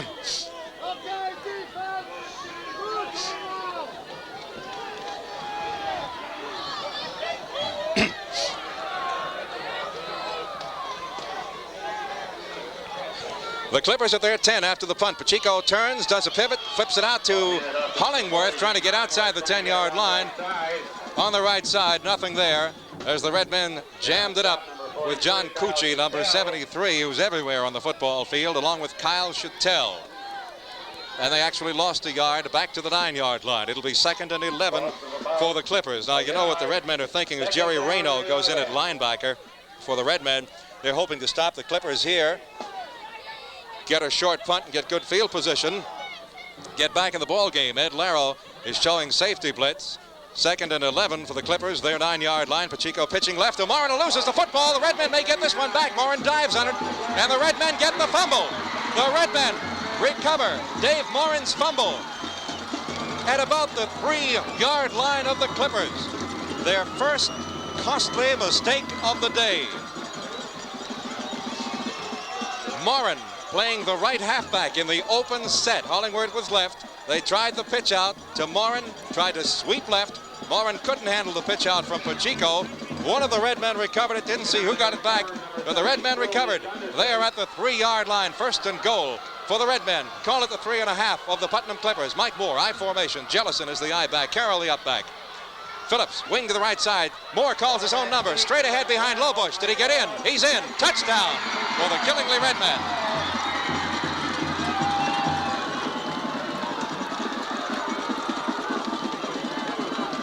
With 2 minutes and 6 seconds left here in the second period in Danielson on Thanksgiving morning. Mike Moore from, call it the 3-yard line. Moore from the 3 after the fumble recovery. Takes it in, and the Redmen trail now by 1 point, 7-6. And John Crott and company want 2 on this. Larrow splits to the left side. Phillips, wing to the right. I formation. Try for 2 extra points. Moore with an I formation, gives it to Jellison, hold on the right side. Jellison has the goal line, he goes in. 2 points. And the Killingly Redmen jump on top after a long, long time. It is now with 2:06 left in period 3 on Thanksgiving afternoon. The Killingly Redmen 8 and the Putnam Clippers 7. We'll be back with more right after this timeout. That's your 4 for the third period. What a game. Good ball game. That's your basic fumble. That's the first real mistake they've made all day. Go. One play. Wait a minute. Talk louder. One play, 3 yards. 3 yards. One play following the fumble at 2:06. Moore in, Jellison. Okay, and it's 8-7. Okay. Hey, we've got ourselves a ball game. 8-7. The Killingly Redmen coming from behind to go up top late in the third period after the Clippers had led at halftime 7-0. And of course, that followed a costly fumble by the Clippers at their own 3-yard line. Bob Devo must be pulling his hair out after that one. Shabbat kicks off to the Clippers. Kadir drops the ball at the 20. 23, rammed backward by the Killingly coverage team in red and gold over there. Looks like Zahansky, number 58, on the tackle. I think that last touchdown has fired up the Killingly team. If the defense can keep playing the way they've been going, they've got a good chance of keeping the Clippers from scoring and maybe winning this game. Their defense has shut down the Clipper offense in the second half to this point. But the Clippers have a lot of tools to work with. The ball is at their 23-yard line. They're at the far hash mark, 1st and 10. Pacheco on a counter inside of Hollingworth. The speed back trying to get away. He brings it up to the 26-yard line, a pickup of 3. It'll be 2nd and 7. Up front for the Putnam Clippers, Brian Kinnett at 1 tackle. Now let's see, Lisa. Willett, okay, Willett's the center. Kanicki is the guard on the left side. Border with the guard on the right side. Tackle to the left is Kinnett. And on the right side is Bianchi. Almquist is the tight end. He's on the right side. On the left side is 83 Peter Smatt, the offensive front line for the Clippers. 2nd and 7 from the 26-yard line. They're 26. Long call for Pacheco from an I formation. Play action pass coming up. Going to hurl it down the right side for Smatt. Can't get it at the 48-yard line. Covered by Matt Ben, number 27, the right corner. Ben right on Smatt's heels. Ball thrown a little bit too far, I think. A couple of yards or a couple of feet less, and Smatt had a reception. Incomplete. It'll be 2nd down. If he would have caught that ball, he could have gone all the way for a touchdown. He was stumbling forward, up on his toes, actually, trying to get the ball, lunging forward. And had he caught it, I think he would have fallen down anyway. Ben playing him tight, but he had Ben beat to the outside on the right. So it is 3rd and 7. 59 seconds left in the 3rd period. The Redmen lead 8-7. Final game of this series. Hollingworth goes in motion to the right side. Long call again by Pacheco, who turns to the left. Getting heat as he sprints to the right side. Lobs it down to 34, number 34 of the Redmen. Jeff Fortin, who intercepts at the Clipper 38-yard line. Hollingworth in motion to the right. Went down the right sideline. Pacheco out of the snap, rolled to the right side. A sprint out pattern.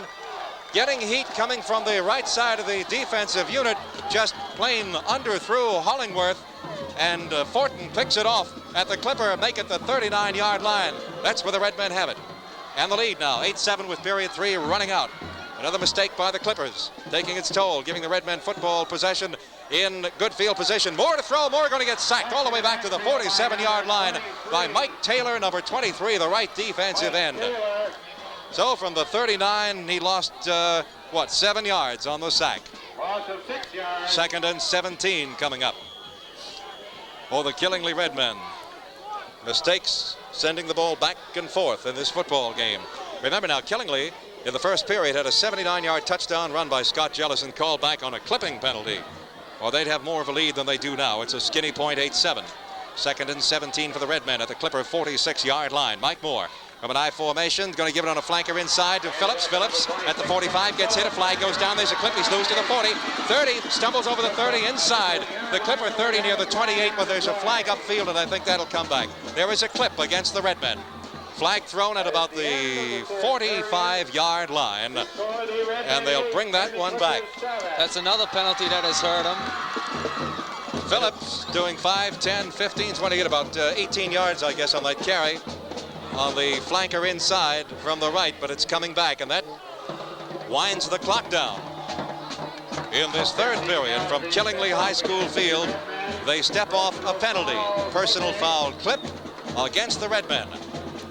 That'll bring the ball all the way back to their 39-yard line. And of course the teams are going to change sides right now. And we'll be ready for the first snap in period 4 in a moment. We'll be right back with more right after this timeout. That's the first spot in the 4th period. First spot in the 4th period. Get them out of the way early.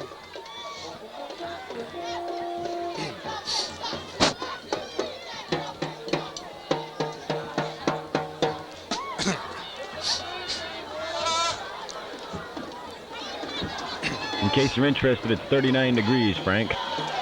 Thank you. 2nd down and 30.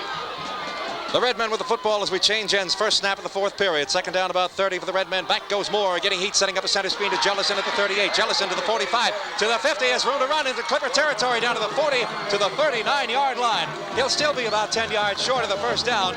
But that was, well, they needed 39. He got about 29 on that, Jim, I guess. All the way to the 40-yard line. Center screen from Mike Moore. Did a nice job backpedaling. Let the pressure come to him. Flipped it over the oncoming lineman. And Jellison did the rest to the Clipper 40-yard line. It is third down and 10 for the Redmen. So they made up a lot of that penalty yardage. As Moore puts his team down, Zarowski, flanker to the right side. He has an I formation behind him. Fumbles the football. Jellison picks it up and goes nowhere. As the blue and white from Putnam High School dumped Jellison at about the 48-yard line of the Clippers. Moore has had trouble with that snap 3 or 4 times today. Now remember, he is only a sophomore, has seen limited action with the varsity this year, but he's just a sophomore, and there's a lot of pressure on him, and the pressure, a lot of it is being put on him by the Clipper linebackers. They say the Jellison's forward progress was stopped at the 46. Anyways, punting time for the Redmen. Shabbat rides it out of there deep. Belanger, single safety, signals for a fair catch at the 7-yard line. Clippers have it at their 7.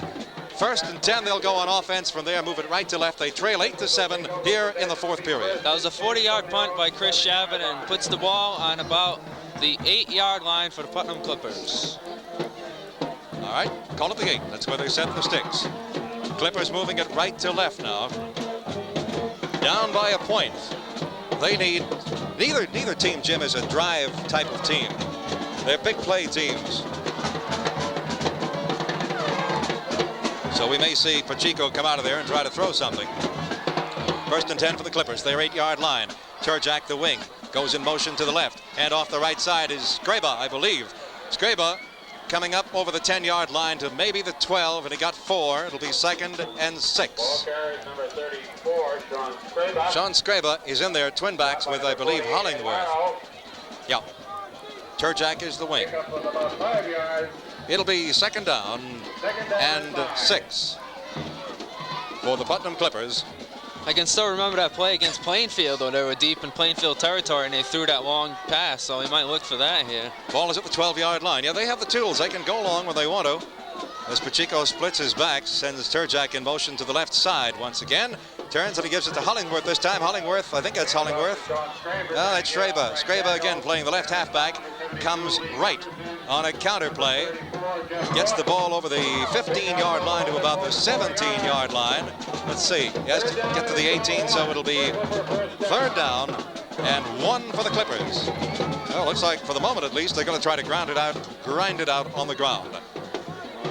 Jimmy Willett centering, breaks the huddle, and Pacheco calls his own number, goes right ahead behind Bourdois, the right guard, and Bianchi, the right tackle. We haven't had a measurement all day long, and we won't need one here, I don't think.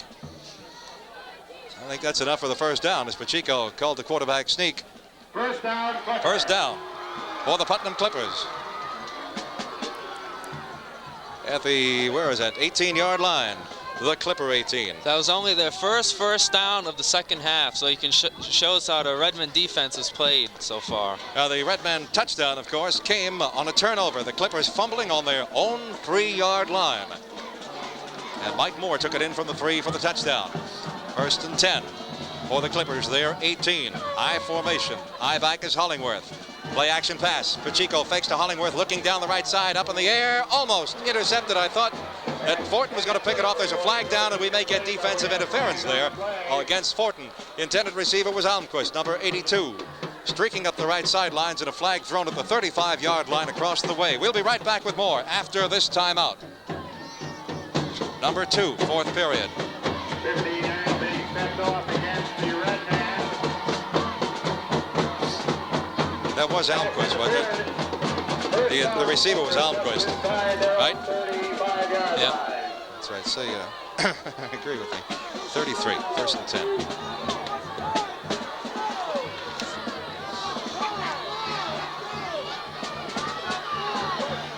15-yard defensive interference penalty brings the ball to the Clipper 33. Pacheco wants to throw again. Play action. Deep over the middle to Almquist. Intercepted by Fortin once again. Stepped in front of Almquist and picked the ball off at the Redmen 43, 44-yard line. So he atoned for his play a moment ago when he interfered with Almquist on the right sidelines. That time they sent Almquist on a deep crossing pattern. And Fortin played it well, high in the air to intercept. And the Redmen get the football back at their 44-yard line, 1st and 10, with 8:48 left in the football game. The final one between these two schools, 55th meeting. The Redmen have come back in the second half to score and take the lead. It's 8-7. The Redmen, twins right. Zarowski in a slot. Oatley outside of him. I formation for the Redmen. Moore quarterbacking at his 44-yard line. There's movement by the Clippers. Movement. Encroachment by the Putnam Clippers, and that's 55, Kevin Bianchi, who moved across the line of scrimmage, I believe, and that's going to cost the blue and white 5 yards. So the Clippers now, Jim, starting to make a few mistakes that they did not make in the first half. It was almost a mistake-free first half. I don't know if they're getting a little tired or what, but the mistakes are starting to show up and it's hurting them. The 5-yard procedure penalty brings the ball to the Redmen 49. It'll be 1st and 5. Moore again with Zarowski in a slot to the right side. Turns, gives it to the tailback, Jellison. Jellison with room to run, trying to go outside. 45 of the Clippers, 43 of the Clippers, and enough for a first down before he's finally hog-tied by Bob Mooney, the safety, coming up from the right side to make the stop. It's at the 43-yard line. Make it the 44-yard line of the Clippers. 1st and 10 for the Redmen. They're pushing the ball left to right, trying to generate a drive. Tino Rivero checks in on the defense for the Clippers. He'll be at a linebacker, along with Bourdois and Almquist. Clippers all in white, trying to stop a Redmen drive. 1st and 10 from their 44-yard line. Slot right in the slot, Phillips. Back goes Moore, pop over the middle. Ryman has it, drops it. In and out of his hands. He was open at the 35-yard line. In and out of his hands, he drops it, incomplete. Fortin will check in at the flanker this time, and Oatley is in as split end for the Redmen. Again, the ball at the Clipper 44-yard line. 2nd down and 10 for the Redmen. 7:48 to go in the game, and they lead 8-7. Despite the mistakes, it's been a whale of a game, an exciting one. Slot right formation for Moore on the counter to Brent Despathy. Despathy tripped up and dropped on a fine defensive play by Tino Rivero back at the Clipper 46-yard line. Oh, let's see. The line of scrimmage was about the 43, close to the 44. He lost 2 yards. It'll bring up 3rd and 12. Brent Despathy, who's a player for the future here for the Redmen. He's only a sophomore. He's appeared 2 or 3 times now in that offensive backfield. That time, nothing. 3rd and 12 for the Redmen. From the Clipper 46-yard line. Slot right in the slot, Zarowski. Backs open, set. Moore popping to the right side. It's Larrow, has it at the 40 of the Clippers. Putting his head down, gang tackled and pushed backward. But I think they'll give him forward progress short of the first down to about the 38-yard line of the Clippers, where it'll bring up 4th down and close to 4 for the first down. Now the Redmen got part of the sack back, or part of the loss on the previous playback. And Mike Moore wants to call a timeout, facing a 4th and about 4. We'll be back with more right after this timeout. 3 to their score, made the extra points. It's 8-7. Now the Redmen with the ball at the Clipper 37-yard line. It is 4th down. They'll lead about 3.5 for the first down. Moore goes back, wants to pass. Time to pass, firing over the middle, and it's incomplete. John Phillips, the intended receiver. Bob Mooney on the coverage, very tight. The Redmen fans wanted a flag, no flag. Mooney got there just in time. Time to just right, it appeared to Jimmy. Incomplete, as Phillips was open. Phillips flanked on the right side, did a deep curl over the middle. Moore with lots of time, lofted it in there. Mooney with a good play, and the Clipper defense holds again. And the Clippers take the football at their 37-yard line. They're down by a point. 6:44 left in the football game. Mark Pacheco. High formation, sends his eye back. Hollingworth in motion to the right side, gives it to the down back Scraba. Scraba met by a solid wall at the line of scrimmage, and he's pulled backward. They'll say no gain on this, I'm sure. 61, Greg Moore. 78, McElhaney. And number 48, Eddie Larrow. Loss of a yard from the 37 to the 36. For the Clippers up front, still Kanicki, Canet, Willett, Bordeaux, Bianchi, the interior line. 83 Smat, the left end. On the right side, Almquist, both ends in tight. 2nd and 11 from the 36, their 36. Blitz being shown by Kurt Schmidt, the linebacker. Long call again by Pacheco, open set. Now it's Laro showing blitz as well. Pacheco going back, rolling to the right, getting some heat by Schifferle, fires it out to number 40. That's Hollingworth at the 45 and into Redmen territory at about the 47-yard line of the Redmen, where Jeff Fortin pulls him out of bounds. It's a first down for the Clippers. Pacheco to Hollingworth. That was a 17-yard pass that time, and it's given them Putnam Clippers a first down on their 47-yard line. On the Redmen 47. And the Redmen defense digs in. Here come the Clippers again. Willett breaks him out. Good football game. Lots of excitement. I formation back. Hollingworth, tail of the eye. From the Redmen 47. 1st and 10 for the Clippers. They trail 8-7. Pacheco turns, gives it to Hollingworth again. Hollingworth not getting much at all. Jammed up at the line of scrimmage by Schifferle, and finally 73, John Cucci, with a little help from number 43, Kyle Chattel, put him away. No gain on the, maybe a half yard at the most. Called it 9.5, a long 9. Now John Phillips checks out of nose on the nose with Dave Lobush coming in, 53, playing nose guard. Schifferle one side of him, Moore the other side. The ends are McElhaney and Chattel, front 5 for the Redmen. Both linebackers, 2 of the linebackers showing blitz again. 2nd, a long 9 for the Clippers. Pacheco, play action pass. Going to throw over the left side, and he's got Almquist again at the 43-yard line of the Redmen. Almquist rumbling away, loses the football as he goes down, but they say the ball was whistled dead, I believe. Number 78, McElhaney. 31, Kurt Schmidt, and 48, Eddie Laro, making the stop. 5 or 6 yard pop there, about 5 yards, to the 42-yard line of the Redmen. Clippers looking at a 3rd and 5 call. 4:51 left in the football game. The clock is running. Hey, Jimmy, this has turned into some football game, hasn't it? Probably one of the best ones we've done so far this year. Yep, 8-7. There have been some mistakes, but it's been a good one. Pacheco out of the snap, rolling right, wants to throw. He's got Hollingworth wide open, and he can't reach the football at the 34-yard line of the Redmen. Hollingworth on a circle pass on the right side, wide open. That might have been 6 if he had caught that. He was wide open, and he had room to run, and he caught the ball. Pacheco pulled the trigger a little hurriedly, I think, getting a little pressure, and just overthrew Hollingworth. Incomplete. That would have been a big play. He was wide open by at least 10 yards, and if he would have caught that ball, he could have got at least down to the 20, 10, maybe even a touchdown. So it is 4th and 5 for the Clippers. Here's a big play for the offensive unit. Midway through the 4th period, same play coming up. Pacheco rolling to the right side. Chattel chasing him. Pacheco going to pull it down. No, he's going to throw it. Goes up in the air. Hollingworth is wide open. Drops it right through his hands, I believe. May have been out of bounds anyway at about the 13-yard line. Coverage back there by number 42, Chris Marr, and 31, Schmidt, and 34, Fortin. Hard to tell whether Hollingworth would have been out of bounds down that right sideline, Jim, across the way from us, but he certainly was open once again. But the ball goes incomplete, and the Redmen take over on downs at their 42-yard line. 4:27 left in the football game. The Redmen lead 8-7. A ding-dong battle shaping up here in the waning moments. Mike Moore from his 42-yard line puts Zarowski in a wing to the right side. He has Oatley flanked to the left. I formation. I back as Jellison gets the call right side behind Carroll. Gets jammed up from the 42 to maybe the 43, 44-yard line. 22, Dave Coderre puts him away. The left defensive end. They say a yard to the 43. It'll be 2nd and 9. Getting close to 12:30. You're tuned to 1350 WINY Putnam. We hope you're enjoying this Thanksgiving Day game as much as we enjoy bringing it to you.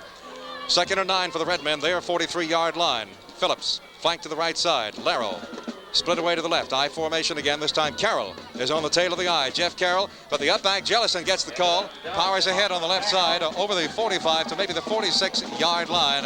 Got a couple more. It'll be 3rd and about 7 for the first down for the Redmen. Let's see, how many times has Moore thrown or attempted to throw in the second half? He's thrown 7 times and completed 5, so that shows how his passing has picked up a little bit here. And most of them have been of the short variety, though. Hasn't gone long yet, don't know if he can or not. Slot formation to the right, Fortin inside of Oatley. I formation, the other backs. Jellison back on the eye again. Inside counter to Carroll. That's a good play for the Redmen, but this time it's not going to work for the first down as the Clippers pile him up on the 50-yard line. Cadet is there along with Bordeaux, Tino Rivero again.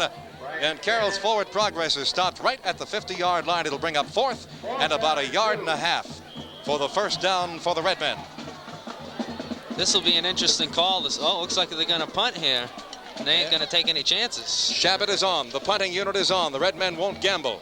Leading by 1 skinny point. Shabbat back to punt.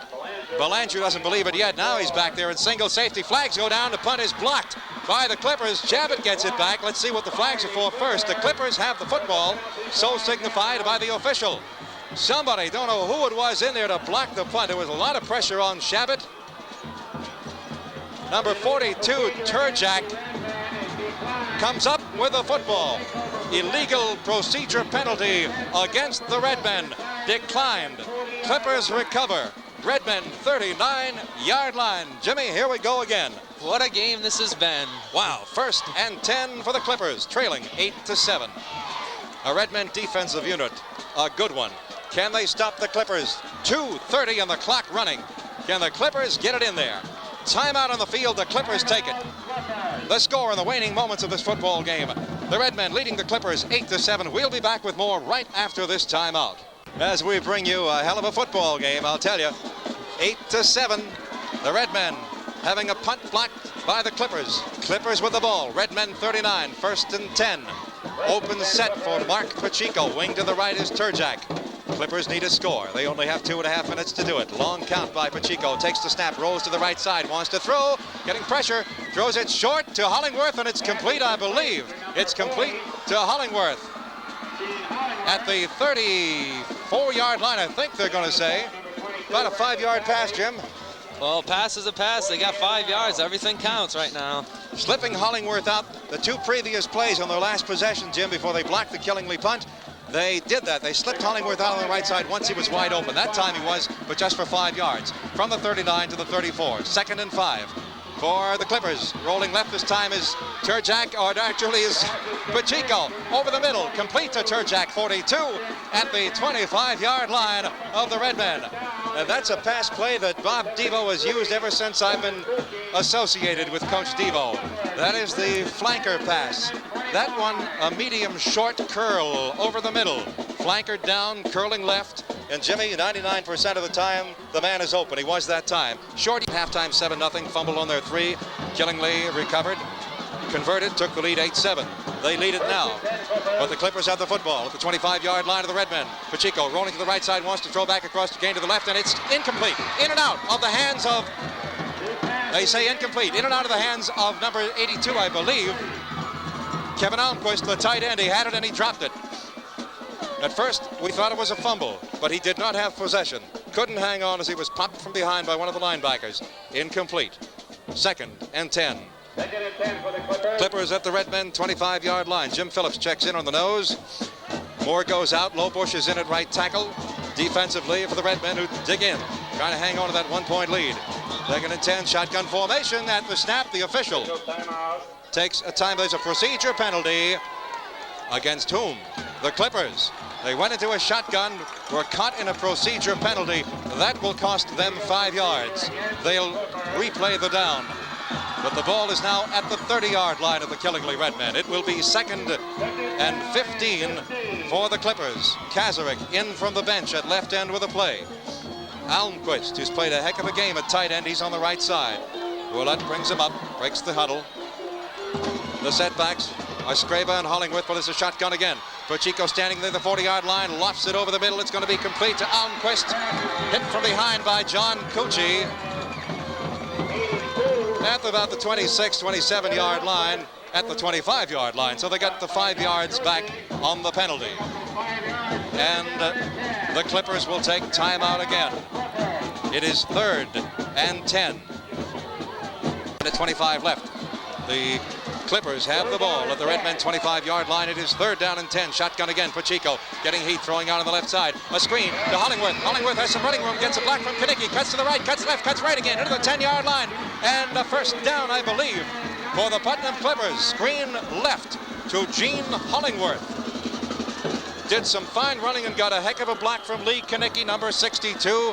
The ball is, let's see, right in just inside the 10-yard line. It is a 1st down, and the Clippers take another timeout.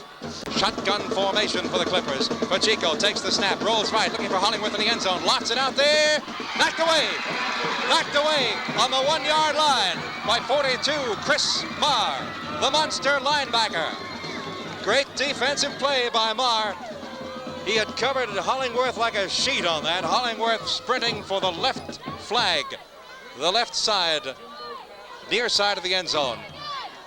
Great play by Marr. Second down. Goal for the Clippers at the 9-yard line of the Redmen. We have 1 minute and 9 seconds left. Plenty of time. You can knock one home from here if the defense will let them. Redmen defense playing hard-nosed all this second half. Shotgun again. Pacheco rolling right. There's a couple of people out looking in the end zone. Gonna get sacked all the way back to the 21-yard line. 53, David Lobush. Number 43, Kyle Chattel. Sacking Mark Pacheco all the way back to the 21-yard line. Here they go, no huddle. Clippers back. Third down and long for the touchdown. Pacheco backpedaling. They're going to let him throw. He's throwing in the end zone, and it's incomplete. In and out of the hands of, I believe, Almquist. Once again, Whitley turns. On for Turjak. Turjak in the end zone. Couldn't hold it. Matt Ben and Ed Larrow on the coverage. Incomplete. Putnam takes their final timeout. Hold your breath. No, you can let it out. The Redmen want a timeout. Redmen are taking a timeout. Stoppage in play. A penalty? No, I think the officials just want to talk things over.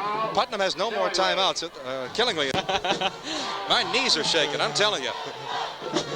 Mooney again will set the ball at the 27-yard line. Jordan will try a 37-yard field goal. Snap is high. Mooney puts it down. Jordan kicks it. I don't think it's going to get there. No, it's low and wide to the left. Jordan couldn't do it. Low and to the left. The Redmen get the football. There are 34 seconds left in the football game. And the Redmen have a skinny 1-point lead. The Redmen have the ball at their 20, 1st and 10. And with 34 seconds left, Mike Moore is going to dig a hole and sit on the football. You can bet your life. If he does anything else, John Crott is going to scalp him. So Moore, the sophomore, brings him out. Backs is split, but they're right behind Moore, and he's going to take the snap and sit on it and try to run out the clock. And that's exactly what he does. Clippers pile up on top of him to try to get the ball back. Loss of a couple of yards on the play. The clock is running. Remember, the Clippers cannot stop the clock. They have run out of times out. And this looks like a Killingly victory. 8-7, but it's been one whale of a ball game. Neither team has to hang their head after this one. The Killingly, or the Clippers will remember the fumble. The Morin fumble on the 3-yard line. But outside of that one mistake, which is going to cost them the football game, they played well. 6 seconds, and the crowd counts it off. And that's it. The Putnam Killingly football series is concluded with a Killingly victory, and a narrow one at that. They just managed to dodge the bullet. 8-7, the Killingly Redmen winning this football game, and so the series winds up all deadlocked. 27 wins apiece and 1 tie.